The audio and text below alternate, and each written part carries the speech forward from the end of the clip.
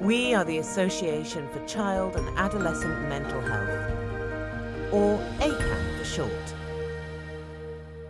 So hello and welcome to this roundtable conversation on Tourette Syndrome, which forms part of a series for the Association of Child and Adolescent Mental Health, or ACAM for short.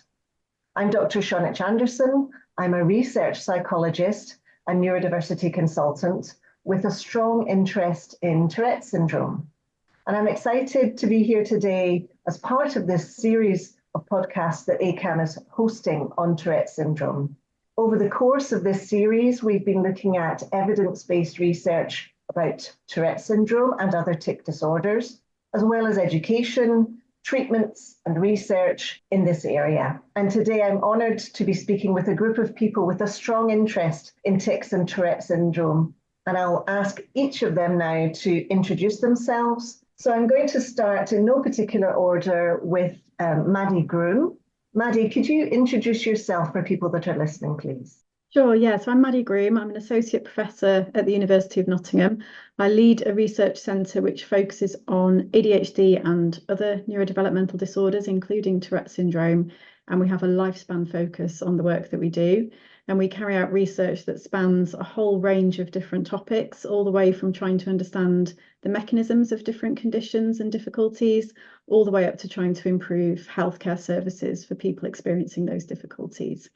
So I do research and teaching in that area, and I also lead the National Tourette Syndrome Steering Group. That's great. And we're going to be hearing about the great work that you've been doing along with colleagues. Okay, if I can go to Holan, if you could perhaps introduce yourself. Hi, my name's Dr. Holan Liang. I'm a consultant child and adolescent psychiatrist. Until very recently, I was the psychiatric lead for the Great Ormond Street Hospital Tourette service. I recently made the move back into academia, and I'm currently Senior Clinical Research Associate at Cambridge University Autism Research Centre.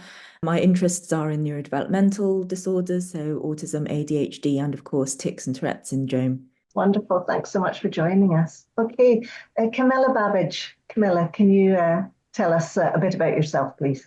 Hi there. So my name is Camilla Babbage. I am a research fellow based at the Institute of Mental Health at the University of Nottingham. My background, I did my PhD in Tourette syndrome, looking into developing a wellbeing tool to support young people who also have tics. Currently, I do work sort of in the Tourette's field, mainly around qualitative understanding experiences of people accessing healthcare for their tics and trying to support with policy implementation. Thanks, Camilla. If we can go to Emma McNally.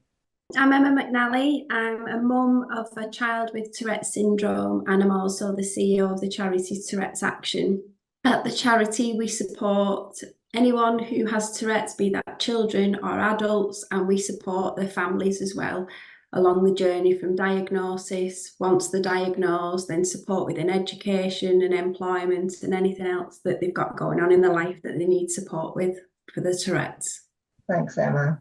And finally, over to Andrew Curran. Hi there, I'm Andrew Curran. I'm a paediatric neurologist. I have 30 years of clinical experience of caring for neurodisability in all its aspects, and then neurodiversity with a strong interest in tics, which is something I've explored for the last 25 years. I also have a lifelong habit of researching how the ordinary brain works and then translating that into disease or capability paradigms. So it's an absolute pleasure to be here today. Thank you. Thank you so much for joining us, and what a fantastic panel of people to get together and such experience altogether. I've been working in this area for about 10 years, but I think I'm trumped by everybody here, certainly collectively, who's been working both in research and clinical work as well. So the main aim of speaking today is I've been feeling, and I know in discussions with you, my colleagues, but I feel it's really timely to have a discussion about tics and tic disorders and the current situation in the UK at the moment. And I've been feeling a sort of building of momentum in the last year or so, which is really exciting. And when I say that, I mean there seems to be more discussion about tics and more recognition that they're not, in fact, rare as once thought. And in recent times, there feels like there are more research papers being published and more funding being given to this area. And also more involvement from people affected by Tourette syndrome and their families, and hearing more of their voices, voicing their concerns and their needs in terms of living with tics. So I'd love to hear from everybody about the different activities that have been occurring in the UK. If you also recognise this kind of build-up of momentum and awareness raising. So hopefully we can cover some main issues today about how we can help people living with tics access services and support for their tics, but also their mental health, and what the panel might feel, what changes would really help in terms of how we can better serve this patient population. So if I can come to Maddie, hearing what I've just been saying, Maddie, is that something that you also feel is currently happening as well? There's a momentum building in this area in terms of interest. Yeah, I think so. I mean, I think Nottingham University has got quite a long history of carrying out research into Tourette syndrome. I think we've always had a good understanding and a good awareness of tics and Tourette's and the need for more research in this area. What I think has been quite nice over the past couple of years is that we've really now tried to focus more of our efforts on how we can translate our research into clinical practice, really trying to reach this population and improve healthcare services and treatments for them. I think there's still a long way to go. We all know that children, young people, adults with tics and Tourette's still struggle to access services. There's no clear pathway in many parts of the country for how referrals for tics and Tourette's are dealt with. And we are really trying to advance and improve that situation at the moment. You know, we need the attention of people responsible for designing and delivering those services to really start listening to us and paying attention to what this population needs. And why are there no clear clinical pathways? Why is there difficulty in this area? I think it's a combination of factors. I mean, I think there's always been a misperception that tics and Tourette's are rare. They're not rare. This is something that is experienced by around 1 in 100 children, young people and adults of varying severities. And I think, unfortunately, tics and Tourette's seems to fall slightly between different pathways. So some people think that it should be considered within neurodevelopmental services. Sometimes people try to fit it in within child and adolescent mental health services, sometimes paediatric neurology or neurology, and adult services, you know, a really mixed bag. So I think there's no sort of ownership or responsibility. There's no sort of single specification or structure for how people should be accessing support and which types of professionals, which types of services should be seeing them. So this is something that we're trying to develop at the moment, to try and go out to regional stakeholders in different parts of England and talk to them about, well, what do they think would be a good, effective service for tics and Tourette's?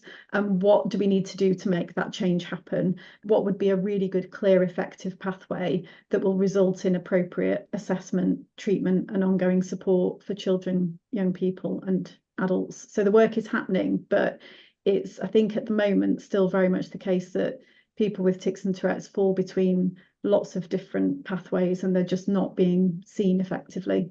I think that's very interesting. I'm wondering if Holan or Andrew would have some comments on that, having worked also clinically in this area and seen young people for diagnosis and treatment. I certainly think that in my experience at the Tourette service at Great Ormond Street Hospital, that, you know, we were experiencing the stress and frustrations from families saying exactly what Maddie and Seonaid have been describing in terms of being bounced between paediatrics or child mental health and really struggling to find the support that they needed for tics and Tourette's. When they eventually came to our service, of course, there was also the additional difficulty of finding a service that was supposed to be designed for tics, but many of the children that we saw had additional neurodevelopmental difficulties, and we were very fortunate at Gosh to have the resources to be able to diagnose ADHD and autism if we saw it, but to know that that's not universally available. But those co-occurring conditions are so common in Tourette's, and it makes no sense really for families who've already been bounced around to then be told to go back to another waiting list for ADHD or another waiting list for autism when we know that conditions so frequently co-occur. So I think there is something to be thought about in terms of how services are commissioned, because I feel at the moment that there's a lot of silo working. So specific services for ADHD, specific services for autism, specific services for tics and Tourette's. And in an ideal world, services should be developed for the needs of the child, whatever they are. So if you happen to see a clinician, they should be able to evaluate your mental health needs comprehensively. And I'm sure that this would ease the patient journeys for families. Yeah, no, I agree entirely with that. It's a long-term battle of mine to try and get people shifted away from labels and into caring for whole human beings. And as you quite rightly say, the desire of clinicians to silo is not in any way a criticism. I think that they feel they do their best jobs if they're siloing, but actually it doesn't really serve the patient population that we all care for, because no human being is a label. They are complex people with background story, attachment experiences, and their neurobiology. And I agree exactly that we need to be viewing whole humans, identifying what we can support them with. And if we can't support them with everything, then finding other people inside a team who can help them with that. And I think tics falls into that, because we know that neurodiversity and the neurobiology associated with neurodiversity has a very high incidence of tics. So if you happen to have tics and you're seeing someone who only looks after tics, they're missing a large part of your capabilities and what needs supported. Thank you so much, Andrew. I think that's definitely, it's so interesting to hear you both talk about that. And I think it feels like one of the issues is that there are so many different types of healthcare professionals that could be involved in somebody's journey from diagnosis and perhaps through treatment, that, as Maddie said, or Holan, it feels like it might be falling between services. And also this other issue of tics not being singular, but in fact coming with comorbidities such as ADHD and OCD. And I know that when I speak to healthcare colleagues, I often say, well, if you're treating ADHD and OCD and other health conditions, there will be tics there. And so perhaps this issue of education and informing everybody better. I should say also there is a topic guide on Tourette syndrome on the ACAM website, and also the charity Tourette's Action has written and continues to make fantastically clear and helpful information for a whole range of people, for parents, for adults, for healthcare professionals as well. Maybe we can bring in Emma and hear your take on what we've discussed so far, Emma. And do you feel there's a building momentum at the moment in terms of the patients getting involved? It's probably partly down to you and your team there and all the good work that you're doing that more people are getting involved. What we hear all the time is that we say patients are basically falling through the gaps and no specific service seems to take ownership for them. So what happens is we hear from families all the time where the child might have been referred to paediatrics, and paediatrics will say to them, oh, well, we can't see you because you haven't got a co-occurring condition of autism or ADHD. You need to go to CAMS. They get referred to CAMS, and then CAMS say, oh, sorry, we can't accept this referral because you haven't got co-occurring anxiety. So we think you should be seen by paediatrics. And lots of them spend years getting bounced around from one service to another. And then during this period, they then possibly will go on to get mental health condition. So they will go on to get anxiety. So then they will get accepted by CAMS. Whereas in the first place, they didn't actually have anxiety. They went on to get that because of the lack of support that they've been getting.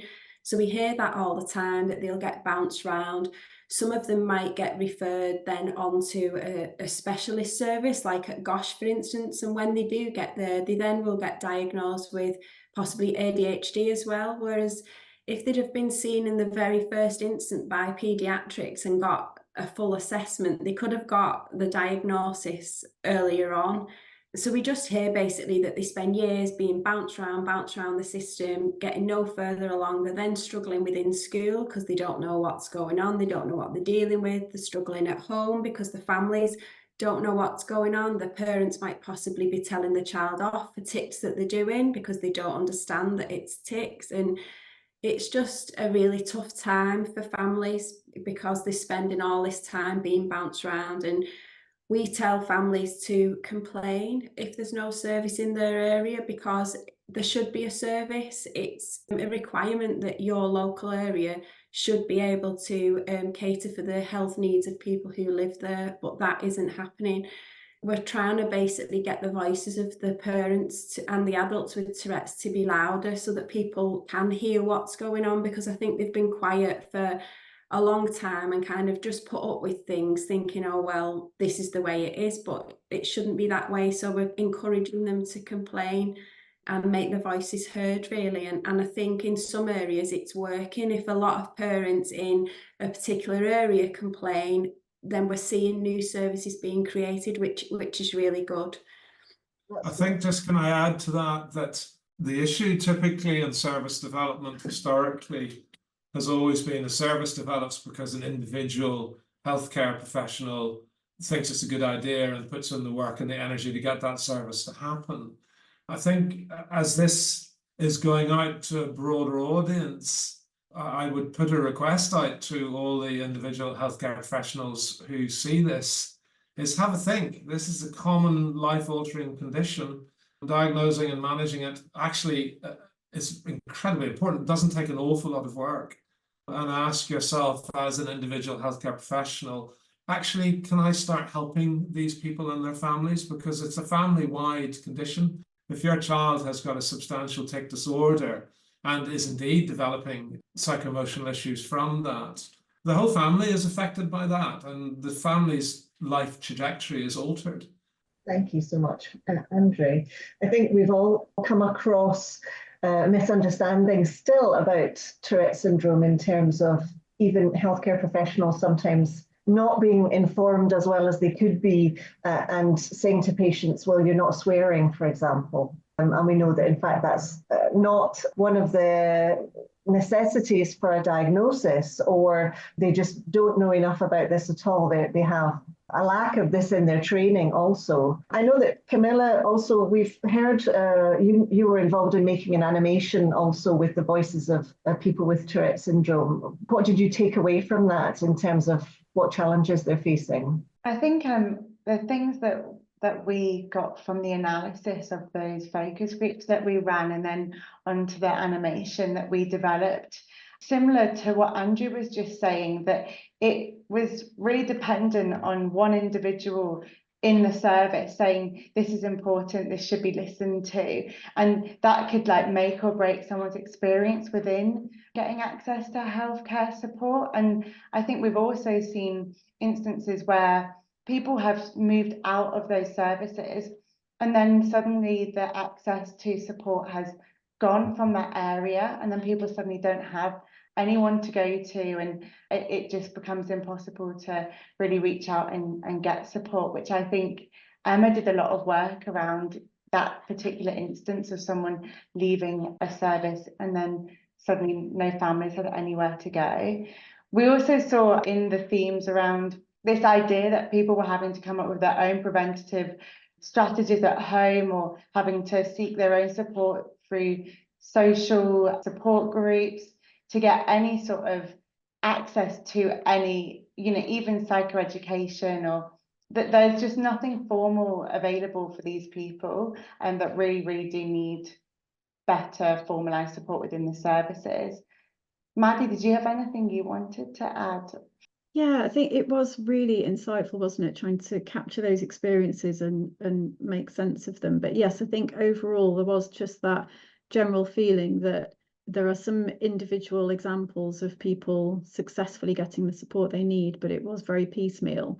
And it's the structural sort of systems that are missing to underpin that support that's needed. Now, I think from the workshops we've been doing in local areas, what we're finding is that on the ground, there are a lot of healthcare professionals who actually feel quite frustrated that they don't get the support from management or from the ICB structures to deliver healthcare for tics and Tourette's. Now, obviously, we've got a fairly selected sample for the workshops because people sign up because they're interested in this area. But nonetheless, there's a lot of people out there that we're finding who would like to have training in how to effectively assess and treat tic disorders, and they can see that this should be part of what's offered in their paediatrics or CAM services. They also have some really useful suggestions for pathway design and how things could be better structured to support these children and young people and also adults with the condition. But without the structures in place, it's going to remain piecemeal. It's going to remain down to individual healthcare practitioners who see the need, see the problem and decide to do something about it themselves. But really, it's structural change that needs to happen to support all of that. And we should give a title to the animation. It was called, Maddie, Struggles of Living with Tourette Syndrome, is that right? Yes, it was, yeah. And one of the participants who contributed to the focus groups, at one point, there's a really moving part of the animation where she just says, "For the love of God, just refer me." And this is something that we've really tried to capture. We use this quotation on the publication that we've submitted to be published in a peer-reviewed journal, looking at using it in a policy brief that we're creating at the moment, because it really just so nicely captured that experience and that expression of frustration. Look, I'm coming to see you. I've clearly got tics. Don't shut the door on me. Just please, for the love of God, just refer me. And I think that's a really resonating piece from the animation. So it feels like we're coming to a point where we can say that the services seem to be very patchy across the UK, and that it's commissioning and the structures themselves. There may well be lots of healthcare professionals that are eager to learn and eager to do as much as they can, of course, to help their patients. But in fact, it's commissioning. Emma, what can we do in terms of getting the attention of the commissioners or changing the structure? What would your input be to that? With something like NICE guidelines for Tourette syndrome? They certainly exist for other health conditions. I think that would be the key to unlocking the doors, if I'm honest, because we get a lot of commissioners actually contacting us at the charity saying that they're looking to create a new service. They've had obviously lots of complaints from parents and they're now looking to create a service. But where do they start? They don't know where to start. They say they've looked through, there's no NICE guidelines, and they're not sure what to do about a service. And I think a lot of the time services don't get created because they actually don't know what to do and how to create one. So I think it's, for them, a lot of work, whereas if NICE guidelines were in place telling them, right, this is the service structure you should create, this is the training that your staff should go on, I think that would be a big help to people. And it feels as though there's already a population of clinicians and other interested colleagues that would be willing and happy to input to those as well, if necessary. Andrew, Holan, would you, what, from a clinical perspective, NICE guidelines, how would they change the field? I think they would be really, really helpful, but I just want to voice the frustration of clinicians as well, because it's a lovely quote from the animation, you know, for the love of God, refer me. But from the clinician's perspective, I can imagine them racking their brains going, but to where, you know? So it's a shared frustration by clinicians. And as we mentioned, the services are piecemeal. And I absolutely echo what people have said in terms of it does lie with commissioning. And if NICE guidelines are required to get commissioners on board to think about pathway structures and system change in how Tourette's is managed, then that's great. I do think it is a valid starting point. But I think from a clinician's perspective, it does require commissioners to commission the services, because as other people have already mentioned, if it's reliant on clinician interest, as the clinician moves throughout their career, it means the service goes with them, and it will remain a patchy service delivery, which is not ideal. The other thing that I wanted to mention, I don't know if this is the correct time to mention it, is in terms of equality of access to services. We recently did an audit on our service at Great Ormond Street, and we found that different ethnic minorities were being referred to our service, which is a Tier 4 national specialist service, in different proportions. So I think any service that is commissioned would also need to be equitable in terms of access. And what we were finding was that it wasn't that we were triaging away children from particular ethnic minorities, but particular ethnic minorities were just not being referred to our service. I think there definitely seems to be a paucity of or challenges or even barriers to ethnic minority individuals being able to access clinical services. And certainly from the research that I've been involved in, it's difficult. How can we do better to get those groups involved in our research projects as well? Because they're often underrepresented in research too. So we definitely need to have those discussions, I think. Andrew, please go ahead.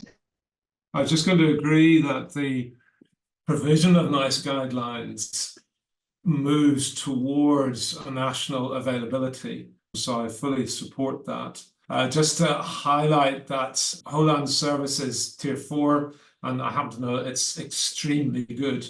But actually, a Tourette service can be delivered at Tier 2 and actually potentially at general practice level, just so no one's put off by the fact that a Tier 4 service is providing it. It's not, once you get your head around it, it's not a challenge providing an effective and good service for people with tics. And I think if we can help provide training, for example, and information, then this, as you say, it doesn't need to be just specialist centres in local services, and it should be, is the feeling that I'm getting from what you're saying.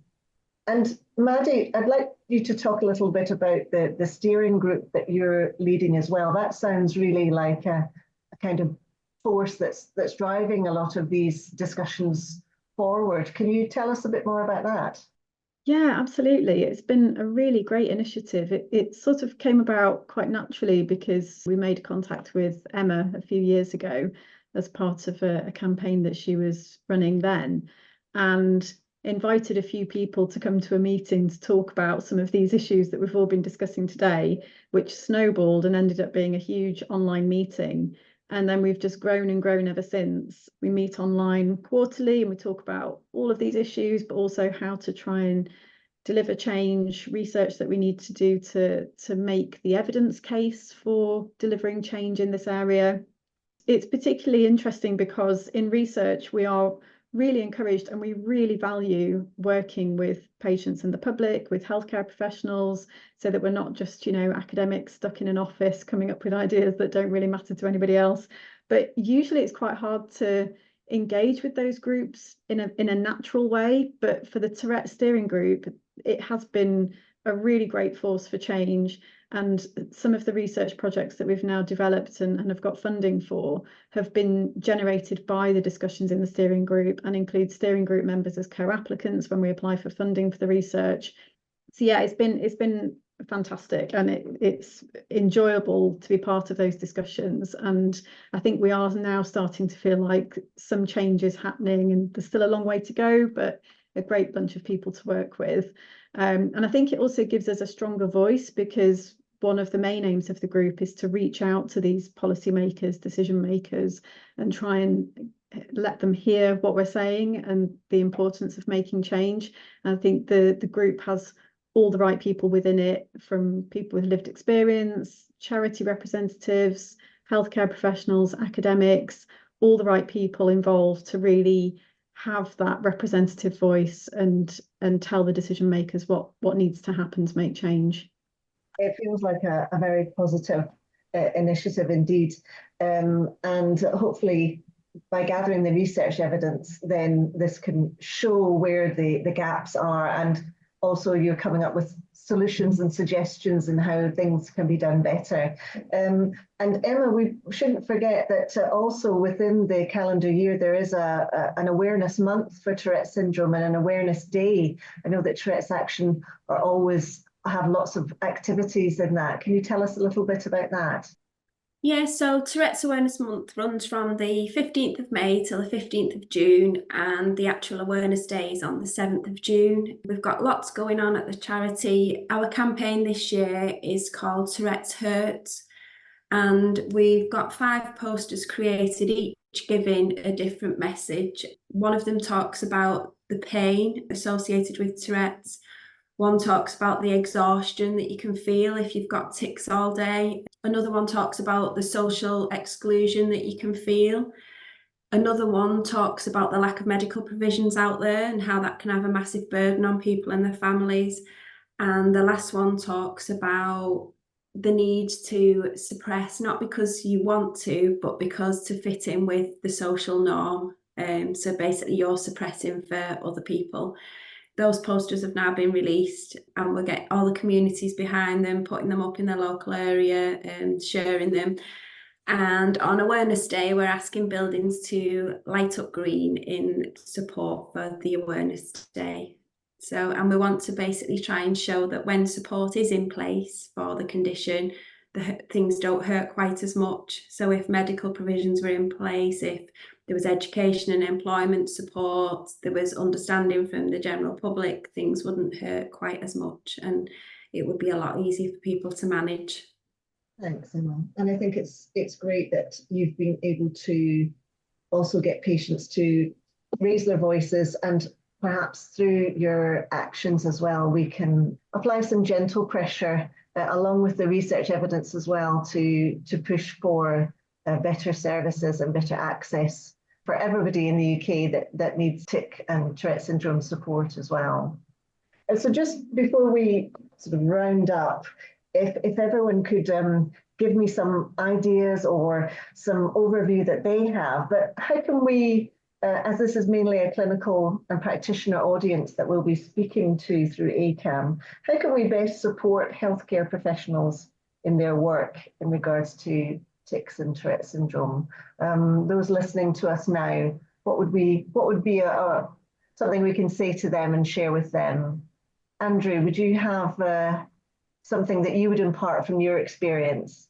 Well, very simply, what I said before, as a healthcare professional, within your care are a population. Within that population, 1 in 100 will have tics.